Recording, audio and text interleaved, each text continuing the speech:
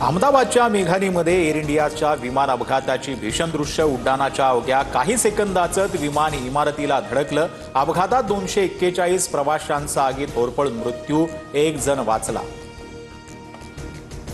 भीषण विमान दुर्घटनेतून एक व्यक्ती जिवंत. 11A नंबर सीटजवळ आपत्कालीन मार्ग असल्यानं रमेश विश्वकुमारचा जीव बचावला. रमेश्वर कॉलेजमध्ये उपचार सुरू. पोलीस कमिशनर GS मलिक यांची माहिती. एअर इंडियाचं क्रॅश झालेलं विमान अहमदाबादच्या BJ मेडिकल कॉलेजमधील हॉस्टेलवर कोसळलं. मेन्समध्ये मुलं जेवत असताना मोठी दुर्घटना.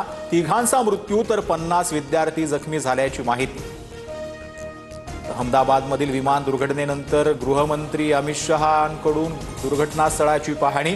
रुग्णालयात जखमी नागरिकांचीही विचारपूस. तर पंतप्रधान मोदीही गुजरातला जाणार. भाजपचे नेते CR पाटील यांची माहिती.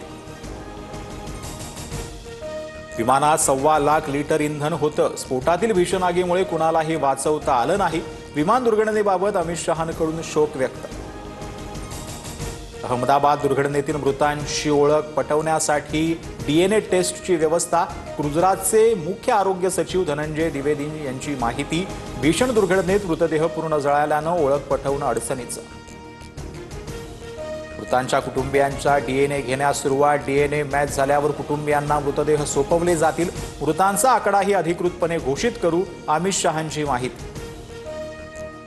अपघात स्थळावरून विमानातील ब्लॅक बॉक्स सापडला. अपघाताचं नेमकं कारण ब्लॅक बॉक्समधून उलगडणार. ब्लॅक बॉक्स उड्डाणाशी संबंधित माहिती ध्वनी रेकॉर्ड करतो. अहमदाबादमधील विमान दुर्घटना हृदयद्रावक. हे दुःख शब्दात मांडू शकत नाही. बचाव कार्यात सहभागी सर्व यंत्रणा आणि मंत्र्यांच्या मी संपर्कात. पंतप्रधान मोदींकडून शोक व्यक्त. एअर इंडियाच्या भीषण विमान अपघातात गुजरातचे माजी मुख्यमंत्री विजय रुपाणींचं निधन. रुपाणी पत्नीला आणण्यासाठी लंडनला जात होते.